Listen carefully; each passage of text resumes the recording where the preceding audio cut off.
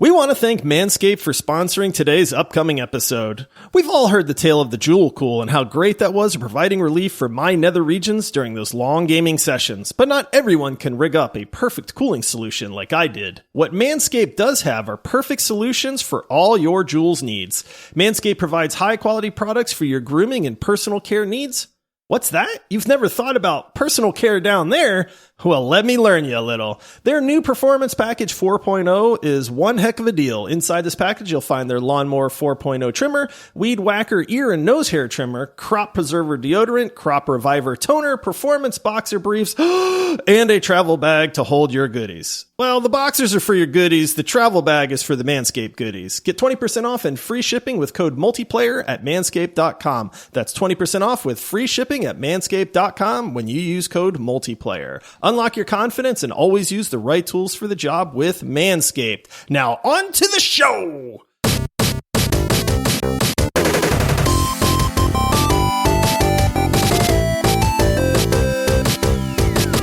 Welcome to the Bizarre Yet Bonafide podcast, where we talk about ghosts and paranormal activity. Actually, this is the multiplayer gaming podcast, but today we're going to be talking about the Quarry, which is actually the first game we've done a deep dive on, where there is an in-game fictional podcast, which is actually integral to the plot. Before we hop into introductions, a quick reminder to rate our show 5 stars, leave us a written review, follow us on socials everywhere at multiplayerpod, and consider supporting us on Patreon. You'll help fund the show, and you'll also unlock a bunch of perks, probably the best being access to the Squadcast, which is a feed of bonus episodes that release twice a month that run about 30 to 45 minutes each with the whole crew. All right, let's move on. I am your host, Paul. I'm joined, as always, by my 2 fellow camp counselors. First up, he's a huge fan of the 80s, and I'm guessing he spent a lot of time in his childhood watching slasher and monster movies. It's Josh. Dude, Nightmare on Elm Street was the jam back in the day. How old were you when you saw it for the first time, do you think? Oh, I feel like I was probably 8. So way too young? Way too young, yes. I was terrified. Couldn't sleep. Was sure I was going to die in my sleep. But man, yeah. 80s had some great horror flicks. Definitely the peak of like that kind of movie. And then joining us, this game is probably up his alley because he hates first-person shooters, but I do know that he loves movies, so I'm thinking this might be a match made in heaven. It's Michael. I do love me some movies, and spoiler, there is some shooting in this game, and it's way too hard. Way too hard. Like, way too hard. I lost somebody. A smidge of shooting. Yeah, and the 3 times I did it was a disaster, so I don't want to talk about it, and I don't appreciate you bringing it back up again. Wow, I can't wait till we break down how difficult the combat was in the Quarry. Yeah, all the combat. Do I save my trolling of Michael for later, or can I do it now? Whenever. We'll troll me a lot in this one, but... Yeah, aiming that one shotgun with a giant circle in the middle of the screen is really difficult. Yep, it's really the shotgun fills the whole screen. I somehow missed. Oh, boy. All right, well, before we jump into our deep dive here of the Quarry, Josh, you've got a review someone left the show? It's review time. And since this show's going to go long, again, I'm just going to read one, and let's get to it, because this is another good review. And it comes in from Epic TXM, our buddy from Great Britain, and it's titled Very, Very, Very Good. And it says, this podcast is the best gaming podcast. I could not find any other good ones, and I don't think I'm going to listen to any others because this one is just so down to earth and good. And you didn't lie, the Discord has the best community. All the hosts are great and very active in the Discord, and they are great at describing the games and have given me a lot of amazing game recommendations. Thank you. Oh, what a great review. Thank you, Epic TXM. We really appreciate it. Yeah, Epic, that's awesome. I love that. I do like the part where people are like, I looked around for a gaming podcast, I couldn't find one, and then I found yours. That just, that makes me feel good, man. When people say that, like, it legitimately warms my heart a whole bunch, because I'm like, I listen to podcasts too, and I have a few favorites. One of them is even this podcast before I became a host. But it's funny because I hear that and I'm like, man, they're saying such nice things. Like, all we do is sit on here in front of a microphone and we talk to each other in this video and we just have fun. And you guys like it, and man, it feels so good to hear nice things. Thank you, Epic. That's awesome, man. We really do appreciate it. And, the Discord community is great. We love having people in there. And, keep those reviews coming. We love reading them on the show. It definitely helps us out, helps the show get discovered and move up the rankings for podcast listings. And Josh loves reading them. Josh has said it's his favorite part of the day is waking up with his coffee and checking to see how many reviews came in. I get very sad when there's no new reviews. So if you don't want me to be sad first thing in the morning, then leave us a review. Hashtag keep Josh happy. Yeah. Hashtag keep Josh happy. I love it. Yeah. Unless, keep the reviews coming unless it's a bad review, then keep your thoughts to yourself. Sure. keep the positive reviews coming. All right. Well, like Josh had mentioned, we are definitely going to go long. These deep dives have been very long lately, and I know that we're very excited to talk about the Quarry. So much to get into. So let's just go ahead. Let's transition. Let's deep dive the Quarry. And remember, whatever doesn't kill you will make you stronger. Okay, the Quarry released on June 10th, 2022, comes from Supermassive Games, who are the same people who made Until Dawn. They did the Dark Pictures anthology series, so they have very much lived in this space for a while. And here is the Steam description. When the sun goes down on the last night of summer camp, 9 teenage counselors are plunged into an unpredictable night of horror. The only thing worse than the blood-drenched locals and creatures hunting them are the unimaginable choices you must make to help them survive. And I do want to say right here that the Quarry is a rather short game. It can be completed anywhere from about 7 to 10 hours. So we are absolutely going to have to talk about some spoilers in this game, but we will start out spoiler free and we will give you guys a warning when we actually get into spoiler territory. Yeah, I think it'd be kind of impossible to talk about this game without spoiling it because it's not like we can go deep in the gameplay. What's the gameplay? Left and right stick on a controller. Yeah, pretty much. So, Josh, in case there's anyone who decided to listen to this episode and they actually don't know very much about the Quarry, what genre would you classify this as? And maybe what's a game or two that are kind of similar in gameplay style? Genre, I would call it an interactive simulator. Interactive movie. Interactive movie. Choose your own adventure movie, video game light type. Very genre. well put. Very Right? well put. Sure, that's a genre. And then what was the second part? I got so deep into the mixing of genres there. Yeah, are there any similar comps? Is there anything that we've done a deep dive on or anything we've talked about that's kind of similar? Well, I mean, we haven't done deep dives on them, but if you've ever played, Telltale's The Walking Dead is somewhat similar.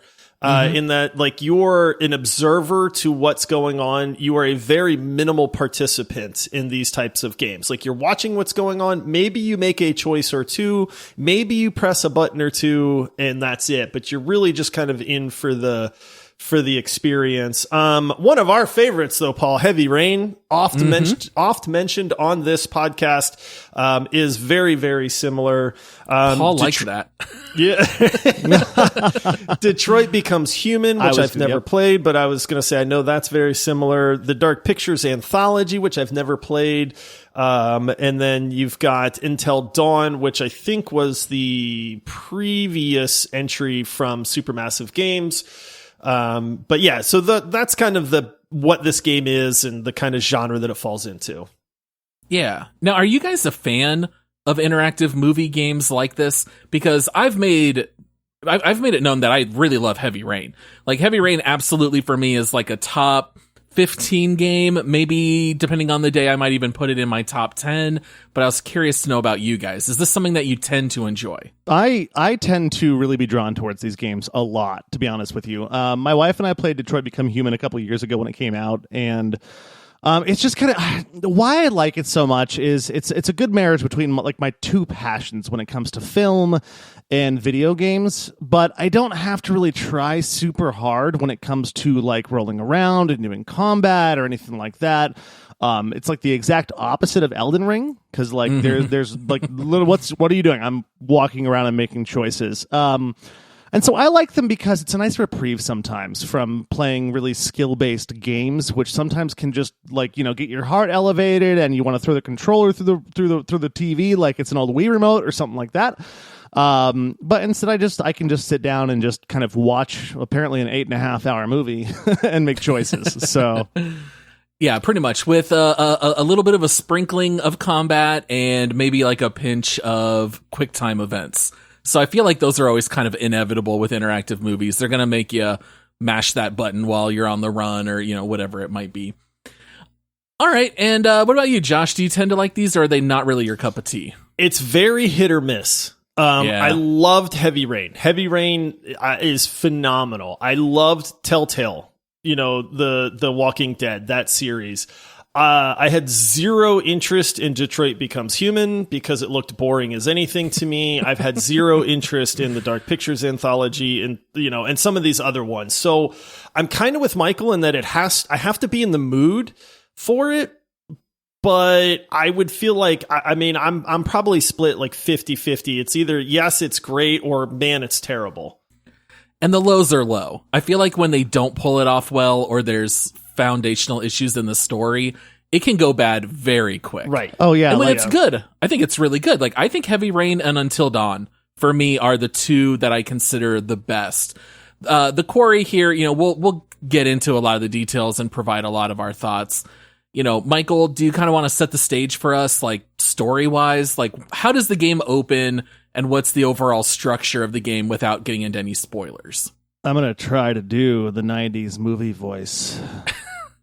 A questionable cop in a world that's nighttime and things... No, I'm not going to try that. Okay, so Max and Laura are driving down the road, right? And they run off the road because they see something in the road. They don't know what it is. I don't know what it is till my second playthrough, and then I see what it is. They roll off the road and they're like, hey, it's scary. It's nighttime. I think I see ghosts and stuff. Maybe, I don't know. And so then they realize that the truck is a little bit beat up. A cop comes by and says, do not go where you're supposed to be going, which is this camp, because there are these camp counselors. The camp starts the next day. We don't know when the camp actually starts. We know the counselors are supposed to show up the next day, but Max and Laura left a voicemail for a guy and wanted to show up early. And the cop is like, don't go. Like, really suspiciously, like, do not go there. Go to this motel instead. Don't go where you're trying to go. And so then, stuff kind of goes down. I won't even spoil it too much past that, but we leave Max and Laura alone somewhere. And then 2 months later is when the story kind of starts. We have 7 camp counselors saying goodbye to these campers, little kids and stuff, because there's this cute little teddy bear that's there, so you can assume they're probably like lower grade school age, something like that. And the 7 camp counselors are just kind of different personalities. And long story short, for a reason that I won't get into, you get stuck there overnight, which is a story decision on how you do that. But I won't. I'm not trying so hard not to spoil anything here, so I'm just not going to. But then all of a sudden, David Arquette. I almost said David Duchovny because, man, wouldn't it be great if David Duchovny was in this, because it's got supernatural stuff. Oh man. I wish David Duchovny that would have worked. David Arquette is a camp counselor, or he's like the head of the camp. His name is Chris Hackett, and he kind of runs the show. And he's all freaked out that these campers, or the camp counselors, are going to have to stay overnight when they weren't supposed to be there overnight. And you kind of get the same feeling that you got from the cop, that like, hold on, this place is no bueno at all on days we're not supposed to be there, or when unplanned things happen. And he's like, hey, listen, stay inside. Do not go outside. And I'll be back tomorrow. You don't know what he's doing or where he's going. But essentially, the long story short, probably too late, because that was a really long story. Basically, you've got a lot of choices to make as the campers. And, I don't want to say the kids are dumb and they put you in a bad spot, but they make some decisions early on that you don't get to be making decisions on. It's kind of the story doing what it does. And they're not indoors, guys. No spoilers there. They're not going to stay inside. They're going to go and have fun. And so basically the next 8.5 hours of your life that you're spending playing this game with QuickTime events is going to be trying to keep these people alive because they made bad choices. And also, you're in a horror movie. You're going to do stupid things, and you're probably going to lose some people. So it happens. Yes. And in this game, famously, any character can survive or die. The game continues on no matter what. And so everyone's going to have a different experience. In some ways, the game is almost not really spoilerable, except for a couple of key things that you learn later in the game, like why is it unsafe to go outside? These are all things that you'll learn over the course of the game. But I was curious to know how you guys felt about the 9 main characters. I found the names very hard to learn. I feel like I did not know their names really until halfway through the playthrough. But we've got Abigail, Dylan, Emma, Jacob, Caitlin, Nick, and Ryan, along with Max and Laura from the beginning. They definitely are trying to use some of the tropes of like horror movies. Like you have your, what's supposed to be like your cute girl, and then you have your manly man, and then you have your like intellectual person, you have your comedy relief, and that kind of stuff. And so I feel like there's girl. You're right. Yeah. I mean, yeah, exactly. The cute, innocent girl that, whatever. And so I feel like the game's trying to like establish those. And some of the characters definitely are annoying. Some of them I find are pretty likable from the very beginning, but the gist of it is, and Michael touched on this, is that this is a horror movie / game. This is like, I love the Geico commercial where the girl's like, let's go. And everybody's like, let's run for the car. And she's like, no, let's go hide in this scary shed filled with chainsaws, yeah. And they're like, oh, that's a good idea. Right. And so that's kind of what you're going to get in this game a little bit. So you have to be ready for that like campiness and that kind of, B horror movie-ish kind of feel to it. I think that's intentional. I hope it's intentional anyway, because if it's not, then, certain things are wrong. I found myself kind of like picking up on that early. And so I found myself actually playing the game kind of based on like the jock is an annoying tough guy and I want to make him play that way. So I'm not necessarily picking the choices that do that. But that's only because I picked up on the annoyance early. And also I didn't want the annoying characters to live as long as my favorite characters, which will go into spoiler territory later on when I messed that up real bad. And then I think one thing that we should spend a little bit of time on is talking about the fact that the Quarry does not give you any manual save or load option. So this removes the ability to reload an old save and make a different decision in order to keep a character alive, or maybe you want to see how things work out differently. And so any decision you make in the game has much higher stakes than normal. It's almost like when you guys were kids, would you read like a choose your own adventure and you would always keep your thumb where you were and you would jump ahead to the next? And if you saw it was bad, you'd go back, right? Right. Yeah. This basically removes your ability to do that. You just have to go with the flow. Whatever happens, happens. People might die. People might live. You may or may not find certain reveals in the game, but the story is going to continue no matter what. And I think that is maybe the best innovation that they've brought to these kinds of games, because they don't let you reload to get the results you want. Yeah, and the thing about that too is that when you make the decision, you're still watching the movie. And when you make that decision, I found out, because I tried to game it a little bit, I tried to cheat. I may or may not have unplugged my PlayStation when I realized I'd made a bad choice. Oh boy. It saved fast. Like when you make that decision, the game knows and it says, that's the decision you made, and it saves it. And then you're watching, you might not know that you made a bad decision. So just a spoiler there, you cannot unplug your PlayStation or your computer and try to. I wouldn't recommend doing that anyways, because it's a computer.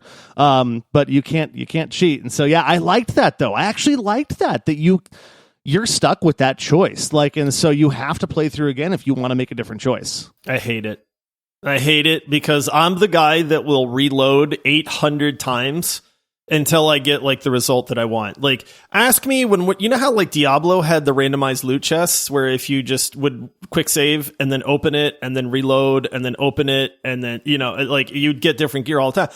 I would spend hours opening the same chest, man. No lie. I did it in Divinity Original Sin 2.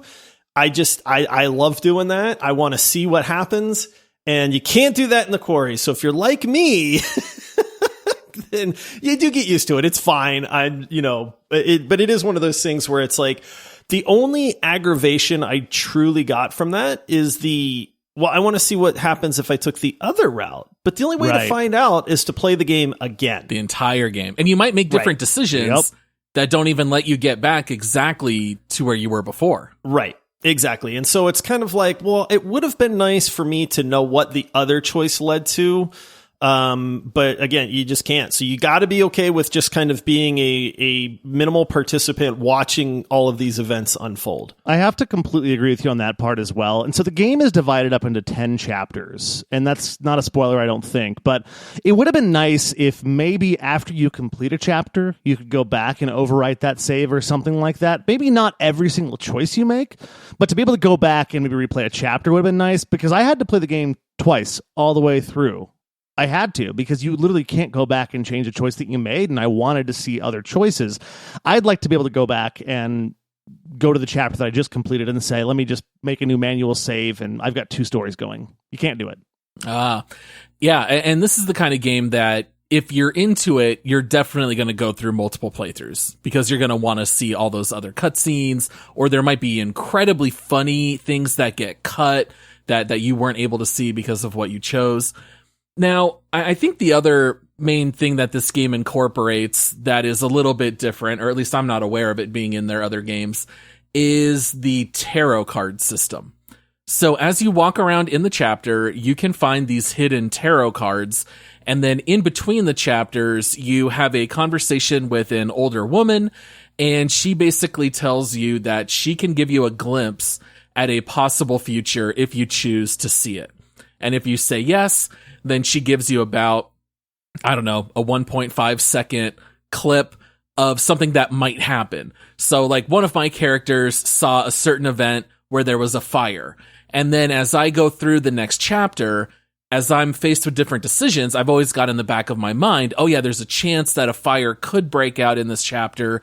So maybe I don't want to make this decision because that could be flammable, or something like that. Or maybe you want to lean in to whatever vision you saw. So their visions are not always bad. They're also sometimes good. And so I thought that was a little bit of an interesting wrinkle. Did you guys find that to be something that was helpful in the game, or something that took away from it? At first, when you meet that lady, like, it's a really neat kind of it's not a cutscene, it's just like a segue of the game or something like that. So I thought that was really neat. She was creepy. The area she's in is very creepy. And then it's like, tarot cards. She's kind of giving you glimpses and explaining what the cards are and that kind of stuff. And I was like, well, this is kind of cool. And then it becomes very repetitive to me, because it's like, she talks a lot and then she's like, well, you can take a glimpse. And it's like, oh, okay, well, let me take a glimpse. And it's like, I see something in the future where it looks like somebody's dying or falling out of a tree or something like that. And then it's like, okay, well, I do remember that. So then later on in the game, and I'm completely making this up to be spoiler free right now, but it's like, so later on in the game, it's like, oh, look, my guy's up in a tree. Maybe I don't want to make that decision because I saw into the future where somebody falls out of a tree. And so I think it definitely can kind of steer you in certain directions. The only issue I had with that is, did you guys ever find like more than one tarot card? Yeah. Oh yeah, I found 3. I found 3 one time, and I was like, man, she's going to talk for like an hour now. Well, but you only get to pick one. Yeah. And so it's like you're almost punished for doing good by finding multiple tarot cards, because I'm like, oh, I'm going to get 3 cutscenes here. And then she's like, well, you only can pick one. And I'm like, but I found 3. And she's like, but you can only pick one. And I'm like, this is stupid. Don't do that to me. Yeah, I feel like the multiple tarot cards is really just for completionists, where it's like, okay, we know there's like 21 tarot cards or whatever in the game. You can collect them all, but you can't ever get multiple clues. And so, yeah. And then also about the clues, though, is you don't know if they're good or bad. Because there was a couple clues where I got that, and I'm like, I want to avoid that happening. And then it turns out that I accidentally did the thing that happened in the tarot card, and it actually was a good thing. It looked bad from the clip, but it actually was what saved one of my characters, and I thought something worse went down. And so you don't know if you're supposed to try and avoid a decision or go for it. And so they really kind of seem kind of pointless, to be honest with you. And by the end, I was almost thinking, I don't want to watch the clips anymore. I just want to play the game and not watch the little 1.5 second clip or worry about this, And yeah, well, and sometimes you just would not be able to know where you make one decision and it's going to lead into one of the visions. It's not like the vision says, do you want to fall out, or your choice in the quarry doesn't say, do you want to climb down the tree or fall out of the tree? And you saw the vision falling out of the tree kills a character. It could be, run down the road or jump into this cabin. and then all of a sudden while running down the road they climb a tree and then fall. So it's Or not it could even like be like sarcastic comment or honest comment. It's even more vague, and you have no idea. Yeah, it's very vague. I also poked fun at it a little bit while talking to Josh. I felt like it was a little bit of a weird decision that she is talking to you as the player. Like, it definitely breaks the fourth wall. And so there's a little bit of a disconnect there that didn't make any sense to me, where Jacob and Emma are finding tarot cards, but now this woman has the tarot cards, but she's talking to me, and she knows that I'm controlling the game, but the people in the game aren't supposed to be in a game. They're just supposed to be people. So it's almost weird that they did this in the system that they did. I almost found it to be a little distracting. It was a cool idea, but I don't know if this is the right way to do it. What's the point of all of that, though? What is the point of the tarot cards and the old lady and talking to her and like, you know, sometimes you don't find a tarot card, right? And then you still talk to her, and then she goes, well, you didn't bring me anything. You suck. Get out of here. You know, and so it's like, I don't understand the point of that. Maybe after your like 30th playthrough, like maybe something pops open that, you know, she's a witch, you know, and she's going to blow up the, you know, Hackett's Quarry or something. I don't know, but it's just, it seems like a very weird random insert into this game.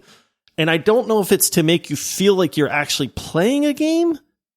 Yeah, it's a little clunky, and it's kind of ultimately worthless in most ways. Wait, did you not figure out who she was when you played through, Josh? I mean, I'm make assuming. Okay, I'm not sure which playthrough does it or not. Yeah, so I was like, because I wasn't sure if his. We'll talk she does about have that during the spoiler part. I wasn't. I'll tell you who I think she is, but it was never 100% confirmed when I played, at least. But I'm pretty sure I know who she is. That's why I wanted to ask, because I wasn't sure if it told you in every playthrough or not. That's interesting to me. Yeah, see, in my playthrough, I definitely knew who she was because she is a character inside the story.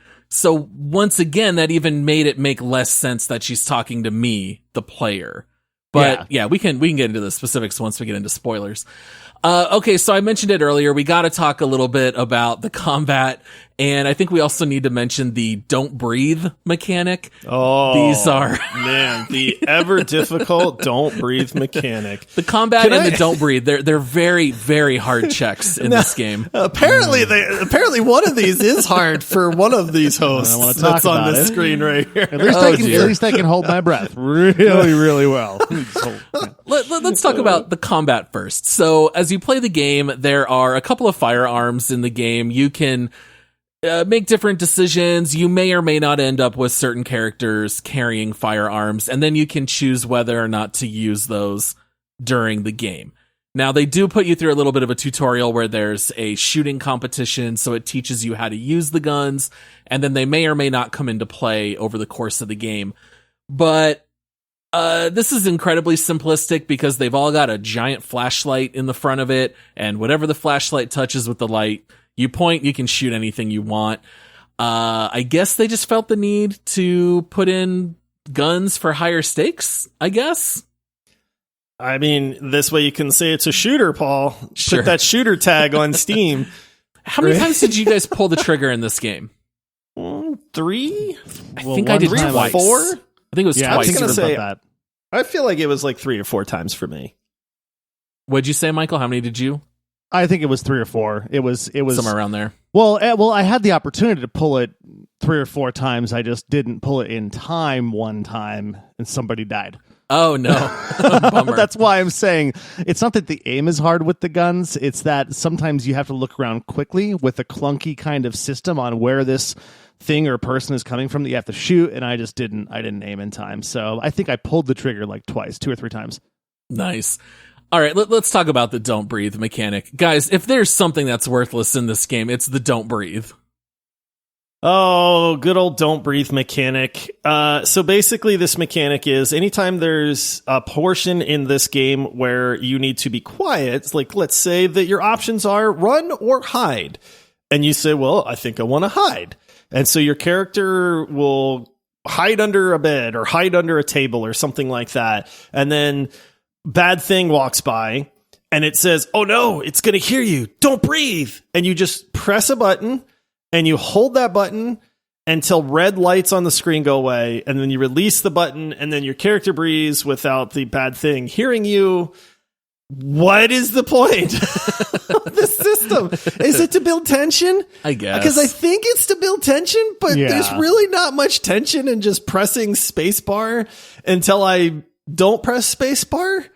Yeah, because the screen gets all red. So it's like, it literally tells you, press and hold this button.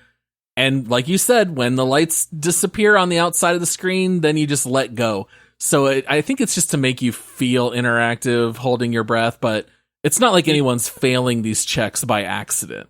No, I kept thinking it was going to try and trick me. Like I kept thinking like it's going to go away, the little red light, it's going to go away early, but then it's going to come back right when I release, and it just never happened. It's literally just hold it down for, 20 seconds it felt like? It was really long. And then you had to let go. I feel like the developers of the game were just like, hey, you know what? We only have 146 total QuickTime events in this, so we need to add another mechanic. Let's just do a don't breathe where you just push a button. That sounds good. Let's make it not a movie. Let's make it a game. Dude, why did they not just use your microphone? You know what I mean? Like when you start the game, just say, hey, this game uses your microphone. Do you allow it? And you say yes. And then that way you actually have to be quiet. That would be more fun. Cool. You know, because my dogs start barking in the background. Guess what? My character got found because I made noise. Like I just don't get it. Like, I get that they said, hey, we need gameplay elements, but they picked the most basic. It might as well just been a cutscene.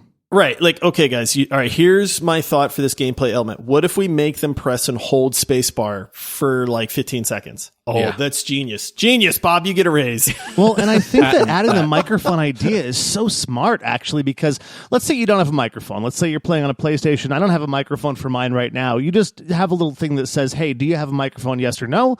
And if you don't have one, it just basically sets something up. Says, hey, you may not experience the full part of this game. We'll go ahead and now do the hold down the space bar, or in my case, the triangle button or something. That's a great idea, Josh. Jeez, that's amazing. Yeah, smart. Well, they do it in games like Phasmophobia, so it's already out there. Oh, that's right. Why not add it to a game like this? Yeah, I think that would have been a great idea.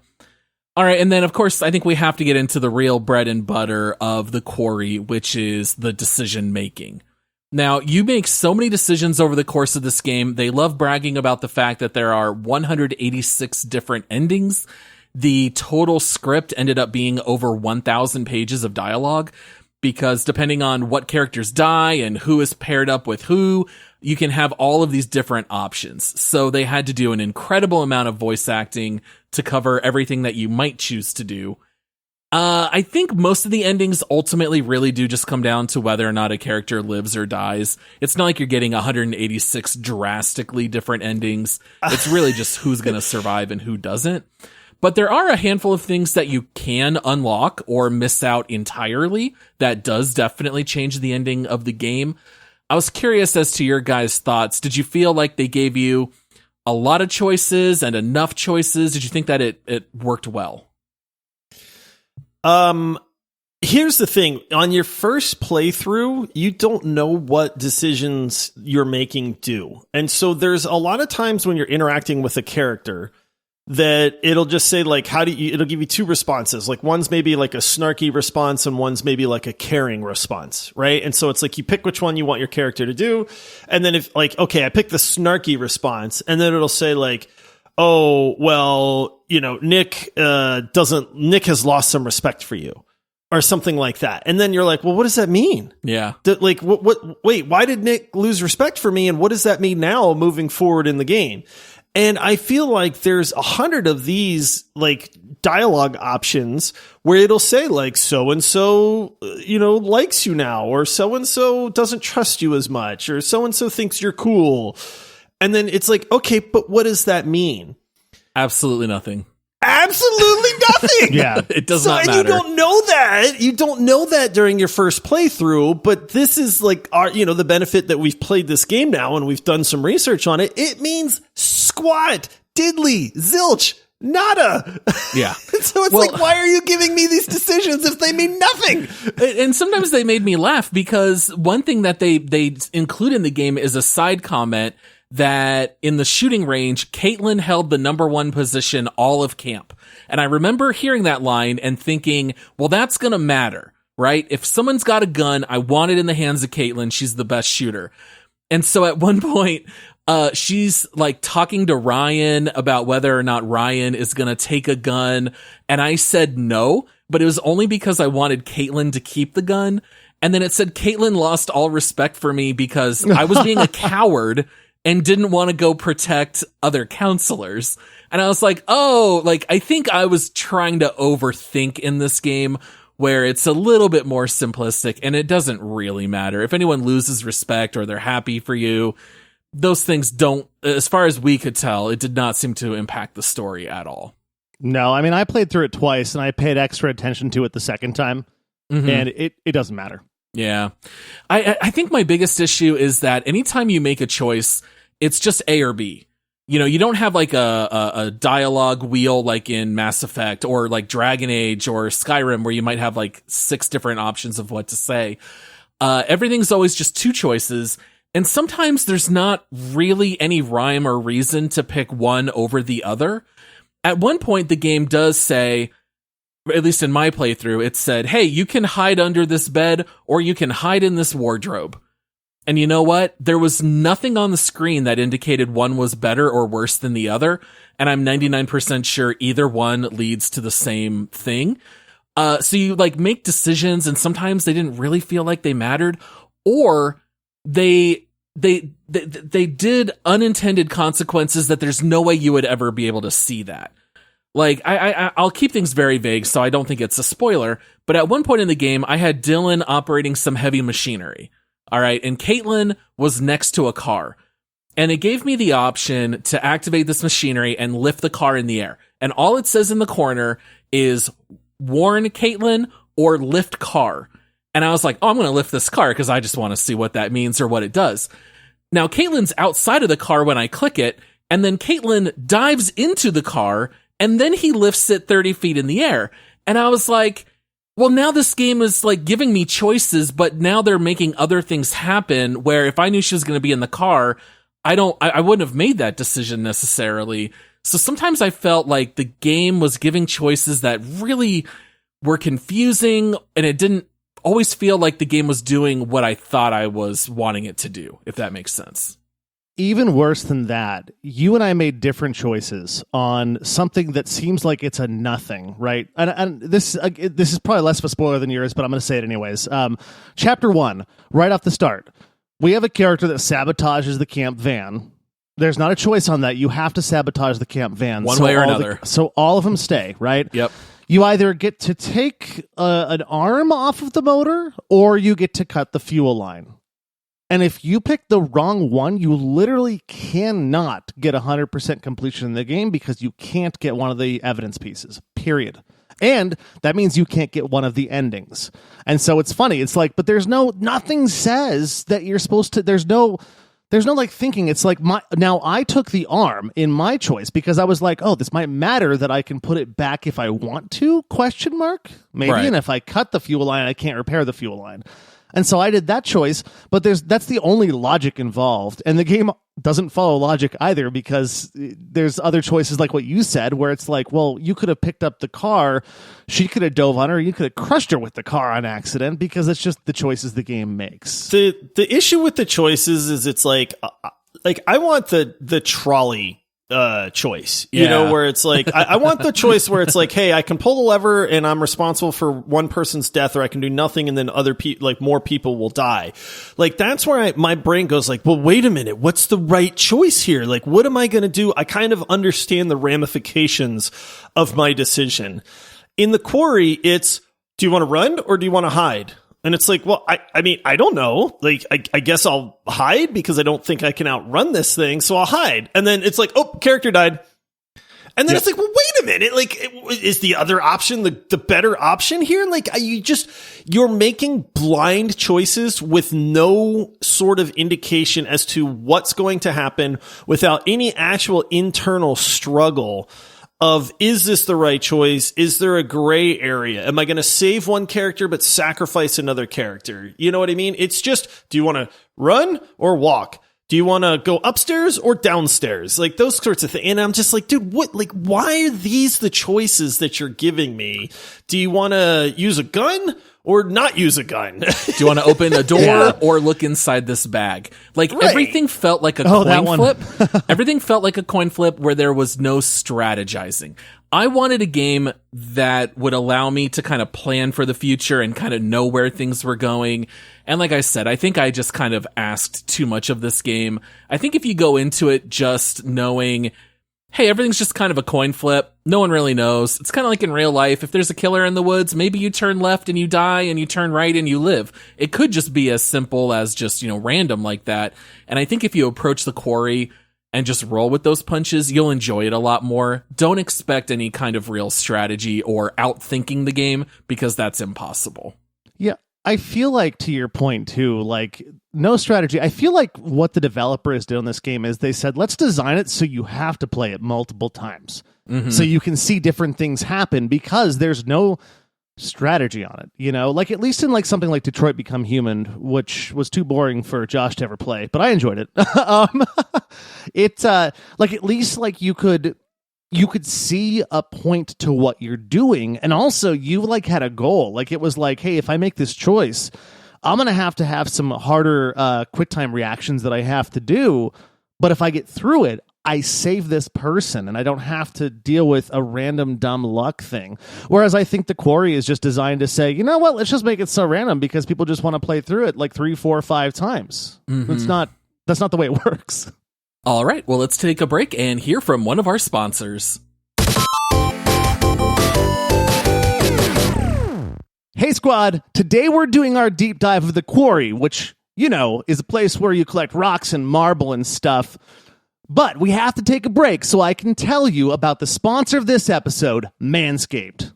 Manscaped is the way I take my body, specifically my man hair, to the next level. Like Michelangelo shaping a marble statue, I chisel myself using Manscaped products. The Lawnmower 4.0 can manipulate your shadowy regions like no other, as it does mine. This is a 4th generation man trimmer by Manscaped that features a cutting-edge ceramic blade to reduce nicks thanks to their advanced skin-safe technology. It's also waterproof and has a 400K LED spotlight that you need for a more precise shave. The Lawnmower 4.0 will leave you looking cleaner than Venus de Milo's arms, in a good way. The Multiplayer Gaming Podcast is proud to be partnered with Manscaped to give you an exclusive deal on your personal grooming products.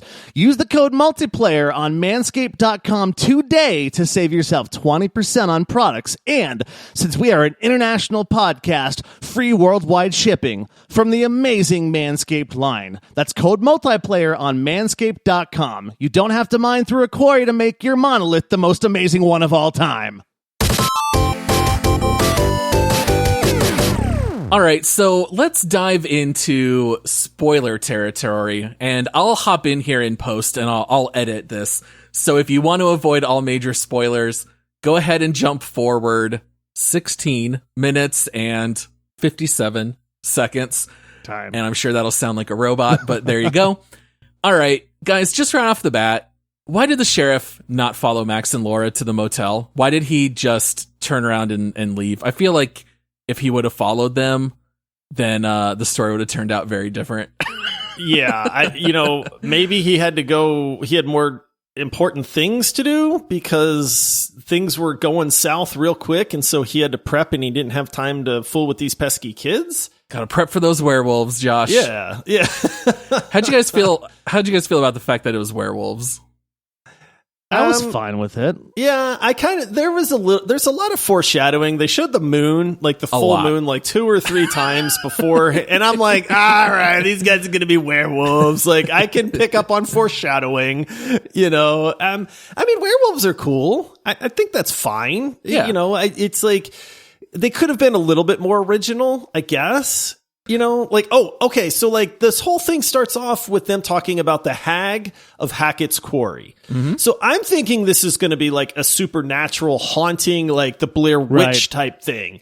And honestly, I think that would have been way cooler than werewolves, because werewolves are like physical and, you know, it's like you kind of know what you're dealing with a werewolf. Whereas if it's a ghost or a banshee or a wraith or whatever, I don't know how to deal with that necessarily, you know? And it's like, I don't know, man.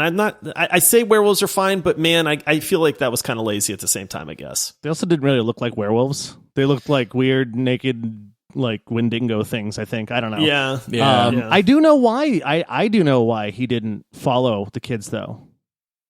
Because in my playthrough, I figured that out, that he was hunting Silas. So he had to stay there because he had to wait a month to try and kill Silas again. And he's like, I'm not following him. But you're right, there would have been no game. So the sheriff who's been hunting Silas for, what did they say, 8 years? 6 years, 7 years, something like that, yeah. And hands the shotgun to Laura at the end of this game, Michael? Is that what you're saying? Oh, he's got maybe there's nothing no more logic important there. Okay. to do than kill this creature and just hands the gun to a teenager?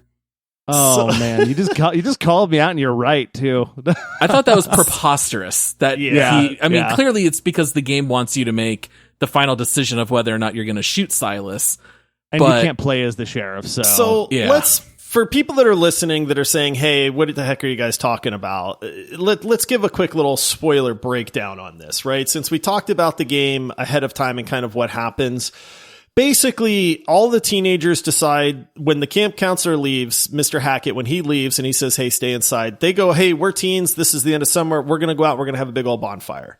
Right? They go out in the woods like dumb teenagers do, and they have a big old bonfire. Maybe with fireworks.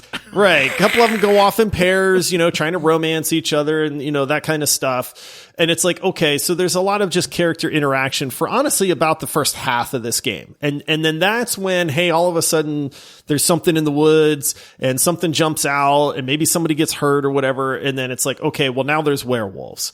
And so the whole rest of the game is basically the characters getting separated and trying to deal with the werewolves. But then there's a human family that's out in the woods hunting that smears blood all over themselves.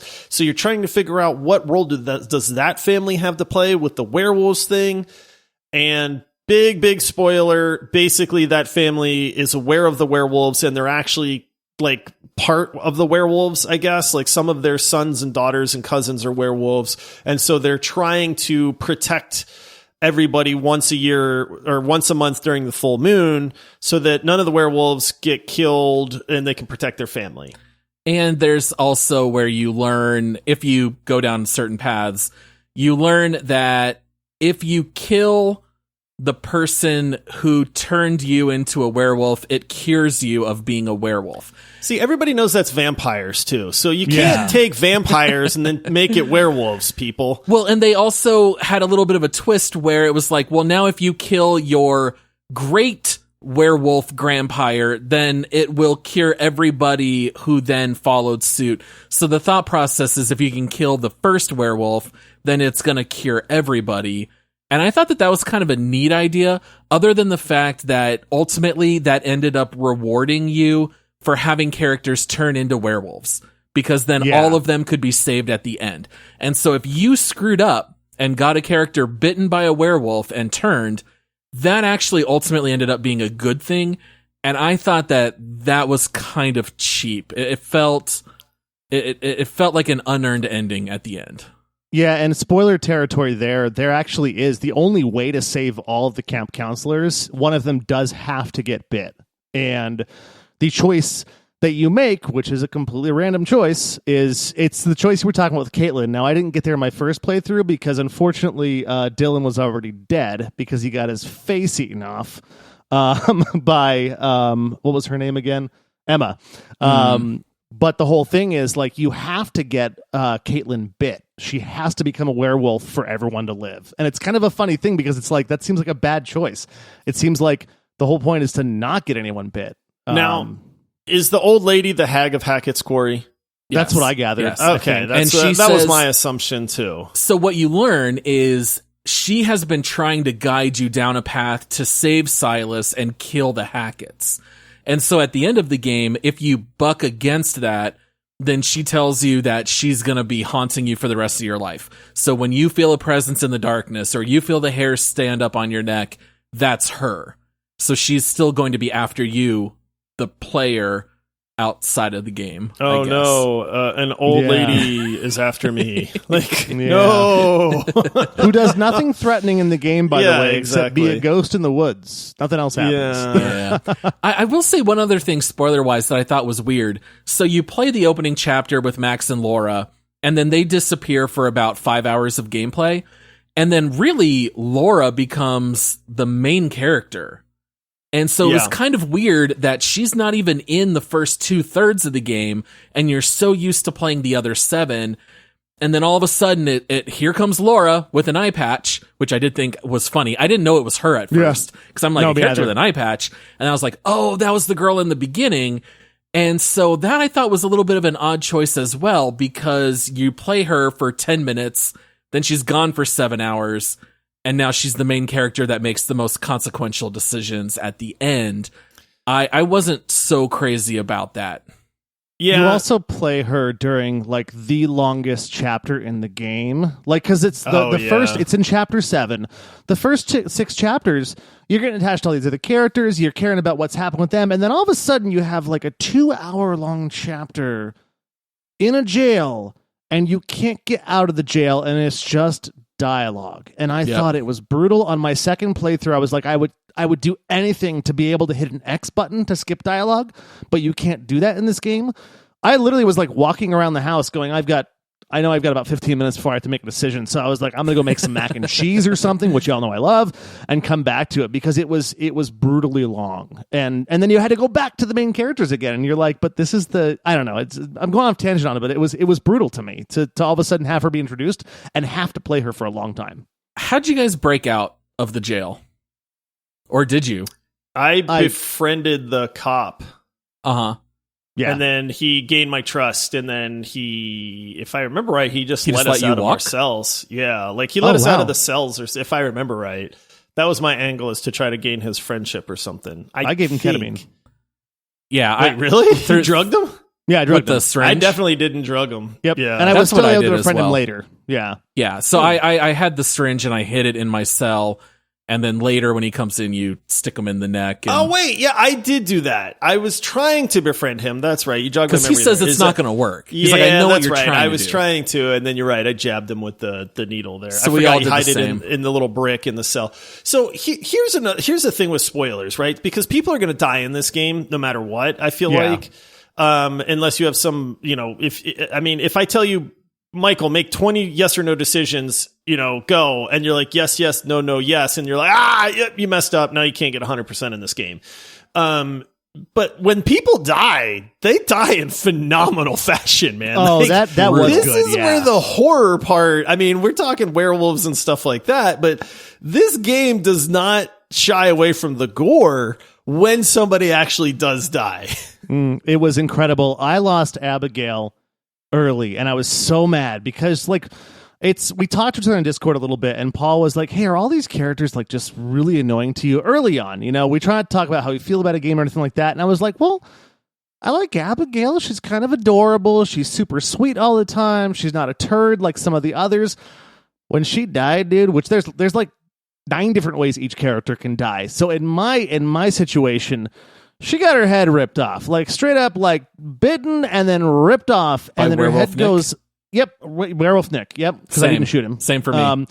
And her head slides across the ground, and the look on her face is like this look of terror, and I'm like, that was brutal and awesome and horrible. Yeah, it was great. I shot the mom of the Hackett's. I shot her face off. Oh, that's right. And like literally, it's like all you see is her skull and her teeth, and then like face just blown off. And I was like, "Whoa!" Like, and you see it for a long time too. Like they're talking over her for like 2 minutes, like in just this disgusting skull face thing. So it's goofy because a lot of the horror is like the threat of horror, but then when it happens in spectacular, gory fashion, which is I thought was an interesting change on like how the rest of the game was. And the first time it happened, I was like, whoa, okay, like that was brutal, man. And that's exactly the same in Until Dawn, where it's a lot of talking and exploring, but then when a death occurs, it's very gory, very, very over the top. Yeah. Yeah, any other parts of the story that you guys found interesting, or any spoilers, any character deaths, anything you wanted to talk about? Did you guys end up with the silver bullets while inside the house at the end? Because I did not. I read later that if you don't break into the cabin in the beginning, that you can't end up with the silver bullets and bolt guns. You didn't break into the general store? Well, I'm talking in the very beginning when Abigail's bags are locked up inside the cabin. Did you break in?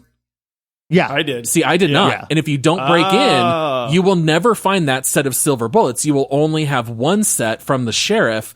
So when I was running around at the end of the game with Dylan, who was still alive, and Caitlin, both of them died no matter what choices I made because they did not have silver bullets. Yeah, supposedly there is some way, because I looked up a lot before my second playthrough, because I was like, I'm a completionist when it comes to games. I want the achievements on my PlayStation. So I'm going to look up like the quote unquote most optimistic path, or the most optimistic ending, most optimal ending, whatever. Words are hard. We've talked about that.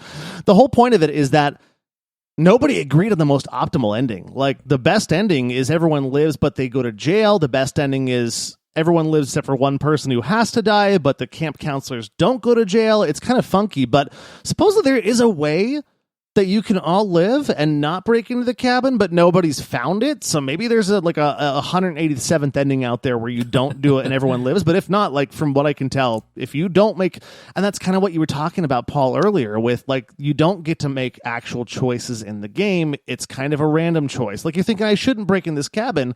But if you don't do a bad thing, as Abigail, by the way, the sweetest girl who would never break She would never break in. But she would never break into it. And now 2 people die because you didn't break in. Yeah. Like, if you were Abigail in a role-playing game like Dungeons & Dragons, the GM or the DM would have to remove experience points from you, even if you did a good thing, because you would never do that as Abigail. Yeah. And you mentioned one thing there that I think we have to talk about before moving on, which is the 20-minute podcast, which is the epilogue. Like, if you want to experience the story, during the end credits, you have to sit and listen to a 20-minute fake podcast, which, I'm sorry, is very hard to listen to. Yeah. I tried to sit through it twice, and I could not do it. I'm like, I just don't care. I don't care at this point. The game's over. I know who lived. I know who died. I get that they're recapping all the evidence and talking about it. Were you guys able to sit through the whole thing? Did you listen to it all? I did sit through the whole thing. It doesn't really add anything. This is not like a Marvel end credit scene where you're like, you leave and you go like, ooh.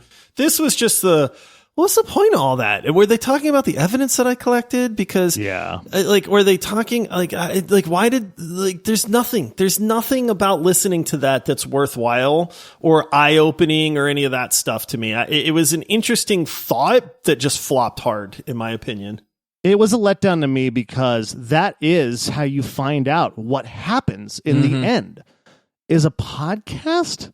I can't see it. I don't know. So all these choices that I made in both my separate playthroughs equal a different podcast, and different things happen on the podcast. And I'm sorry, I love podcasts. You're all listening to one right now, and we appreciate you all listening to this. But in a video game, like podcasts that talk about video games, awesome. Podcasts that tell me the end of a game in a game, not awesome. Yes, completely agree. Until Dawn did this so much better. During the end credits, do you know what you get to see? You see the police interviews. So there's a cop who asks a question, and you see the character that's like maybe in handcuffs inside the station. And then they say, well, I found this, and I know that this person was there. And so this person couldn't have been guilty of this. And that was such a clever way to do the epilogue of Until Dawn. They tried to do the same idea, but they didn't want to just flat out copy it in the same way. So they tried doing this podcast inside the game. It was just so long. Maybe if it was like 3 to 4 minutes, I wouldn't be so salty. Guys, it goes on and on. It goes forever. Yeah. All right. Well, any other spoiler type stuff you guys want to dive into? No. I got one. You need to take the arm off the motor, or no matter what happens, all the kids go to jail, even if they all live, which is still a bad ending. So don't ever cut the fuel line like Paul did. I was just saying, guess who cut the fuel line? Oh, did you cut the fuel line? I take the arm. So if you do that, then is his name Jacob? Jacob. Yeah, Jacob never goes swimming down deep in the lake and never finds the bloated body, which is the chapter 3 evidence. And if you don't do that, because the only way to avoid prison if they all live only, there's you can kill one and they don't go to prison or whatever, I guess. I don't know. But the only way to get the perfect ending is a random choice again. You take the fuel arm, or not the fuel arm, but you take the little arm. What kind of arm was it? Distributor cap arm? Whatever it was. But anyways, you don't find a body, which is a random choice. And because you haven't collected all 10 pieces of evidence in the game, which is random, then you get an outcome. Did you guys, in your playthrough, did Max end up wearing Emma's clothes? Oh, yes, he did. Yes. Okay, that did make me laugh. I did enjoy that funny. where he went through her bag and he had to get dressed. I did chuckle. I was dying. Yeah, I thought that was great. All right, so now that we are done with all the spoilers, let's go ahead and jump into community reviews. You got a couple to share with us, Josh? I do indeed. As we always do, you guys have heard us talk about the game. You know, you might have been able to pick up on how we feel about some parts of it, but we always go to community reviews to give you an example of some of the negative reviews, some of the positive reviews. I try to pick out things that touch on what I think are good in the games and what are bad in the games and so on and so forth. So this first one comes in at not recommended. This person's played 12.4 hours, so beaten the game. And it says, good graphics, decent voice acting, underwhelming gameplay and endings. Story is not worth the price of the game. 4 out of 10. Fair criticisms? Written by fair. Paul, the multiplayer gaming podcast. No spoiler there, but yes. I 100% agree with all that there, except I wouldn't even say all the animations are great. Guys, this is the worst water animation I've seen in 10 years. Oh, that's the big water joke. is what so happened? bad. Like when it splashes, it literally makes the characters transparent at parts. It was weird. The water is horrific. And Emma, Michael, you mentioned like her mouth animations are goofy. And David Arquette is a handsome man. I thought maybe he just doesn't look as good anymore. And I did a search to see David Arquette 2022. He is so bloated in this game. He looks like he's been like a dead body floating in the river for a full 24 hours. I thought some of the animations were very goofy, but everything else looks fantastic. I didn't understand why a couple of those things looked so bad. Yeah, well, it is weird too because some of the characters were animated perfectly. Like Caitlin the whole time. Yes. Flawless. But Emma's mouth and David Arquette's eyes, it's almost like completely separate teams did the animations for these characters. And some of them were like paid a lot and some of them just didn't do the same job, the same quality. Or ran out of time. Okay, next one, 41 hours on record. So this person has played through multiple times. Wow. This is recommended, and it says, I have never been so determined to discover the variety of routes a game has to offer. A bit on the cheesy side with a healthy dash of cliche horror tropes that stole my heart. Do wish there was more development to the characters, but the idea of some of them dying hurts my heart, my little heart, nonetheless. Right. If you like playing the same game 18 times and being forced to listen to every conversation without the ability to skip them 18 times, then this game is probably for you like it was for this person. Yep. A dialogue skip button would have made a world of difference, or a chapter select, or something like that. So, all right, this next one is not recommended, 9.5 hours on record. I wish developers were held accountable for high-price, horrible games like The Quarry. I was very excited about this release. However, the game itself is a virtual walking simulator. The QuickTime events are few and far between, and there is literally no gameplay when you have free movement aside from examining items. That is, unless your definition of gameplay includes narrowly missing that pesky tree branch or avoiding that extremely dangerous step on the flight of stairs you are ascending. If you've played Detroit Become Human, where QuickTime events were intense and there was plenty of gameplay and the story was moving, this game is the exact opposite. Dude, I want to talk about that for a second. Heavy Rain also, I think, handles QuickTime events so well. They sometimes are flying at you. And if you miss one, it's awesome. Like I remember in my playthrough, Madison, she gets drugged by this really creepy doctor and he tries to kill you down in his basement. And at one point he swung a giant axe at me and I missed the QuickTime event and he sliced my belly. And the entire rest of the game, she had a giant gash on her stomach for the entire rest of the man. playthrough. So it was like the quick time events were actually challenging, and it didn't even necessarily mean you would die, but it had all these little details that really made the game feel much more complex. Whereas in this one, every quick time event is mash the exact same button or just press left, right, up, or down. Like they're not and they're challenging. insanely forgiving. Yeah, Yes. you don't have to have like good reflexes for these, or like know your keys by memory or something like that either. So Yeah, they're a I little legitimately too easy. don't think you can ever miss a quick time event. And it's funny because you brought up Detroit as well. It was too hard sometimes, but it was more enjoyable because it's like you would have to do this in real life, is make a quick decision, make a quick move. This one was like, it's giving me like 5 seconds to push up on the right thumbstick. Yeah. Okay, I did it. All right, and then this last one is recommended, 19 and a half hours on record. And it says, some really awkward and cringy conversations and characters, a rushed ending, lacking story, de novo, unnecessary third-party launcher, a $60 price tag, and the monster transformation looks unironically like Morbin time.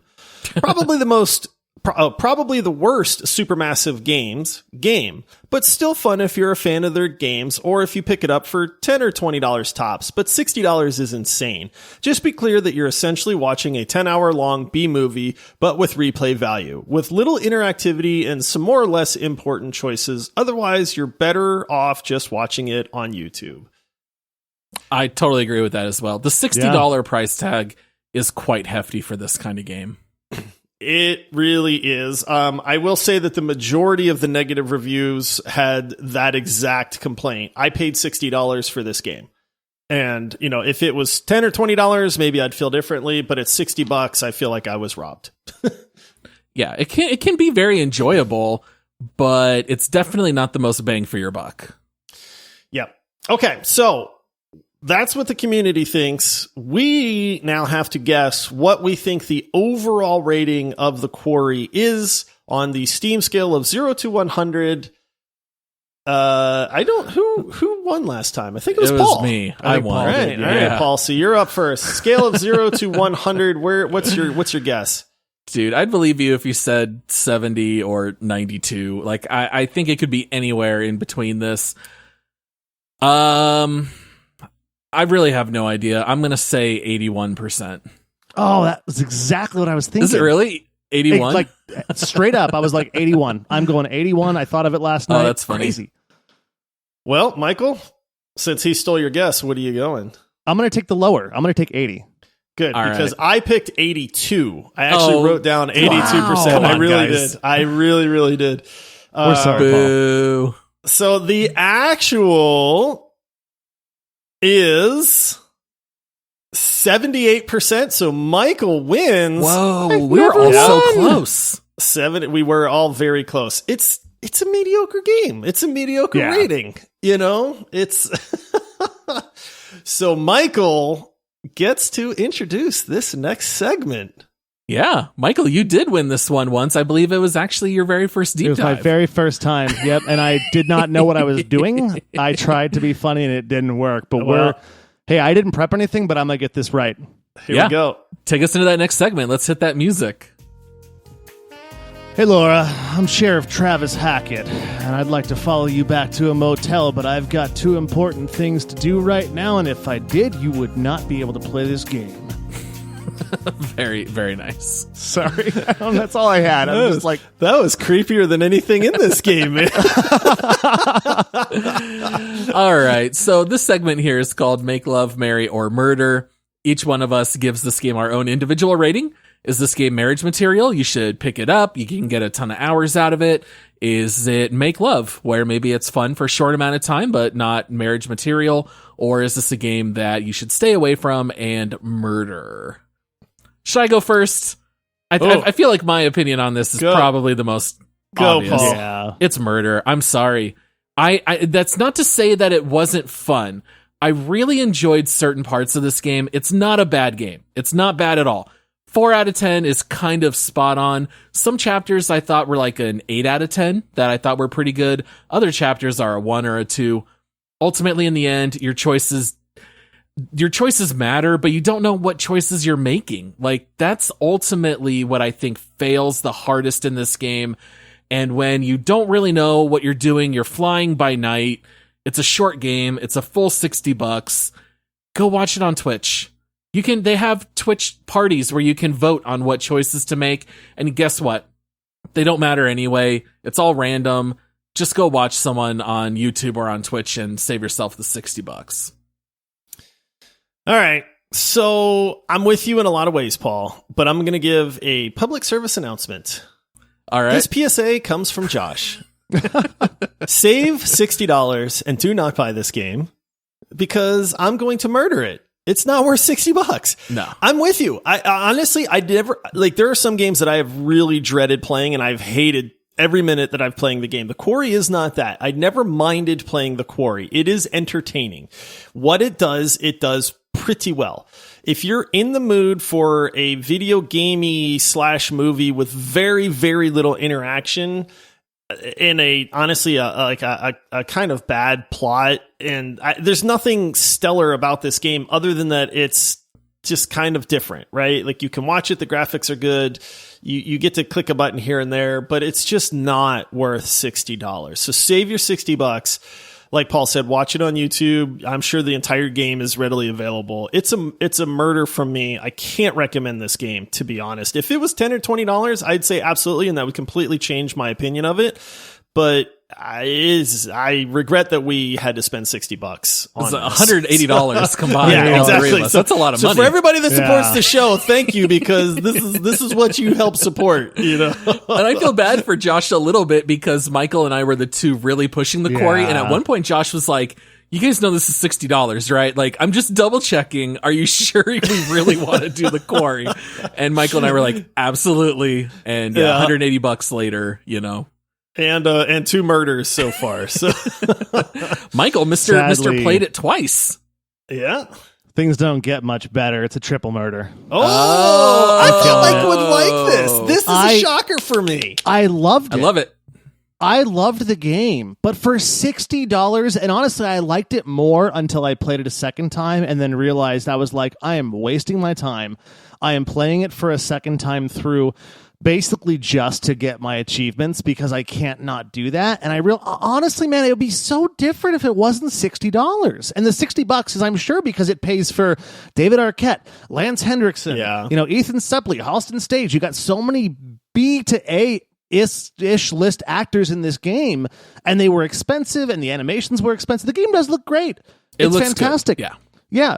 But an 8.5 hour movie, 8.5 hours for 60, because I was 8 hours and 34 minutes on my first playthrough. And I know you could do 10 hours, 11 hours, but maybe I didn't get all the evidence in the first playthrough. But $60, like $20, great. I'm going to make love to this game for $20 because I think it's worth a playthrough. It is fun, but for $60, it needs to change a lot on it. You know, we need to actually have decisions we make that actually matter. Better QuickTime events. Don't make me hold my breath for crying out loud, because the breath holding thing was just dumb and a waste of time. And it just didn't have enough. And then also, like Paul said, some of the animations felt really not cooked all the way and were just weird, like bloated David Arquette. And so as much fun as I had with this game, for $60, it's a murder. There's not even I don't even have to think about it.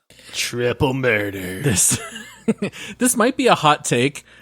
I think this game might be better in movie mode, where you don't even make choices. The choices ultimately made me more mad than the benefit they provided. If I had just sat back and put it on movie mode and just watched it as a 9-10 hour movie, I think I would have liked it more. Well, you know what's more of a kick in the pants to me was at the very end. After you play through once, you can go back and do chapter select, right? Only so after you can go back and make different choices, but you can only do it once. If you pick chapter 2, chapter 3, chapter 8, doesn't matter. Chapter select goes away. And unfortunately, I went back to chapter 3 and had to play all the way through again, basically, because it doesn't let you go back and chapter select again, which was way worse. But yeah, I think you're right. Movie mode would be a lot of fun. And you get to pick, like, does everyone live or does everyone die? I might actually go back in a year and watch the movie mode one where everyone dies, because I don't think I could accomplish that on my own. That's got to be hard to do, to kill everybody. It'd be fun to see how it happens. Yeah.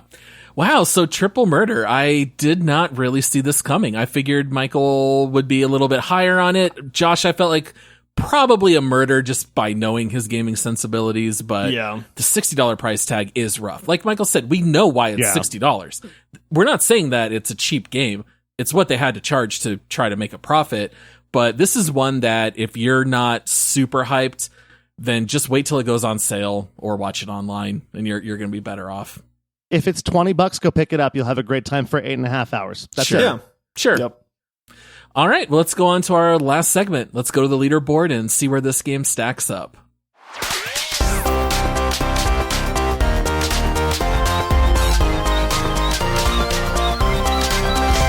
All right, Josh, if this is anyone's first show, you want to tell them what the leaderboard is? Leaderboard, every time we do a deep dive, we force ourselves to rank every game. It's completely nonsensical because we have games like Overwatch compared to the Quarry, compared to Rust, compared to Stardew Valley. We get it. We do that on purpose because, hey, who doesn't like a little bit of weirdness in their game rankings sometimes? So we have covered so far 74 games. This will make number 75, assuming that Paul has updated the leaderboard. Yeah. I've been known to miss a few in the past. Disclaimer. It is updated. So we have to figure out where on the leaderboard we want to cumulatively rank the Quarry. Just to give you an idea, at the very, very bottom of our leaderboard, we have Battlefield 2042. At the very, very top, we have Red Dead Redemption 2. Somewhere-ish around the middle, we have games like, A Way Out, Raft, Borderlands 3, Deathloop, Tiny Tina's Wonderlands. Games that are, all right. But what are you guys thinking on this one? This one's kind of hard because, do we factor in the cost? I think we do. I think it's going to be Yeah, I think it's going to be a higher ranked murder game personally because it was fun. Agreed. But it's not worth $60. And so for me, oh man, I know that Elite Dangerous is at 51, so I got to put it behind that. There's no way this game is top 45. I say zero chance. I have the perfect spot, in my opinion, because there's a game that reminds me very much of this game that I had about the same level of fun playing, and that's a game called 12 Minutes, which I found to be very, very repetitive. I liked 12 and Minutes. didn't like a whole lot. And the Quarry, I feel, is very similar in my brain, where it's like, it's not a bad game. I get that there's probably people out there that'll enjoy it. It's just not my jam. And so for me, I would put it right at number 59-ish, give or take a few spots. That seems to be my kind of target area. I'd put it slightly higher. I would put it above 12 Minutes, Payday 2, Monster Hunter World, Phasmophobia, and It Takes Two.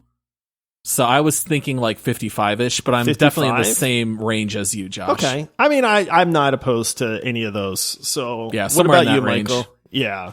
Yeah, no, I think that's a perfect landing place for it. Caveat there being for now, because when this game does eventually become $20, I think when we review this every once in a while, because we do have episodes where we review our leaderboard, I think it's going to crawl up a little bit.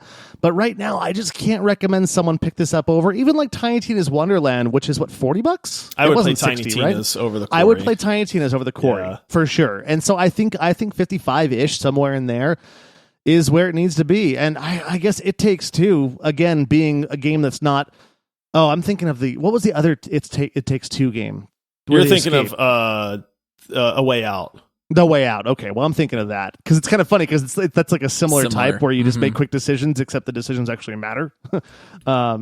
55, somewhere in that range. I'm happy with either one of your rankings, because I just can't recommend the game for $60. All right, what are you thinking, Josh? I would rather play Phasmophobia if we're just going to group it by genre, which is horror. Phasmophobia to me is much more fun than the Quarry is. So I'd put it one under Phasmophobia. Boy, people that like Monster Hunter World are going to hate us, dude. I don't care. Bring it on. I hated that game. Hate it. I mean, I would put it just below Phasmophobia. 57 would be ideal for me, but I don't have a strong feeling either way. Let's lock it in. Does that work for you, Michael? Yeah. Yeah, absolutely. I think that's a good spot. Phasmophobia is a lot cheaper, and I like what they did gameplay-wise. Even though it's not my favorite game, I would rather like throw my support behind Phasmophobia than the Quarry. By the way, if you guys want to check out our full leaderboard, it's at multiplayerpodcast.com. It's right there on the front page. Just got to scroll down a little bit. A lot of times people ask, like, what games do you recommend? What should we check out? And a lot of times we say you should just check the leaderboard first. And if there's a game there in like the top 30 that you've never played, that's probably a good place to start. Yeah. Yeah. So we will lock this in. 75 games now, guys. Hey, that's a nice even number, right? It's also cool, a nice even number. Is that the most uneven number? Because it feels like because it's delivered by 4, I guess. But even though it's odd, I'm just thinking of less even numbers. But I like that now I've got a spot where I've been on the show for long enough to where I actually can place some games. The first time, like, because I played enough of these games. When I first joined you guys, I was like, I haven't played 20 games in this group of 20. And I'm like, you guys put it where you want. And now I'm like, no, it's not as good as this game. It's above that game. Put it in there. I'm excited about that. I feel like I've gone somewhere. Absolutely. So, yeah, then I think we are just about done talking about the Quarry. If you guys did want to know what our next deep dive will be, it is Disco Elysium. Now, Josh, I really hope you did not reload a bunch to pass all of your dice rolls, but I guess we'll talk about that in 2 weeks when we cover Disco Elysium. I guess we will, Paul. Oh boy. No, I hope you didn't. I did a quick take on Disco way back in the day. You guys already know it's one of my all-time favorites, so I can't wait to talk about Disco Elysium.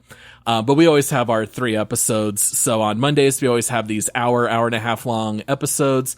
And then we'll be back on Thursday for a Twig episode talking about This Week in Gaming. Saturdays, we always have our short quick take episodes. And just as a reminder, come follow us on socials at Multiplayer Pod. Come join our free Discord. Link is in the episode description. And check out our Patreon page at multiplayersquad.com. That'll help support the show. And you get bonus episodes. So if you like this episode and like what we do, you'll absolutely love the Squadcast for bonus content. Anything else to toss out there, guys? Oh, and thank you to Manscaped for sponsoring the episode. And I think that about does it. Thank you to Manscaped for sponsoring my body. Ooh. Your wife should be thanking Manscaped. Right? No, I had a great time today, guys. Thanks everyone for listening. Yep. Thanks, everybody. See you later. Thanks. We'll see you guys next time.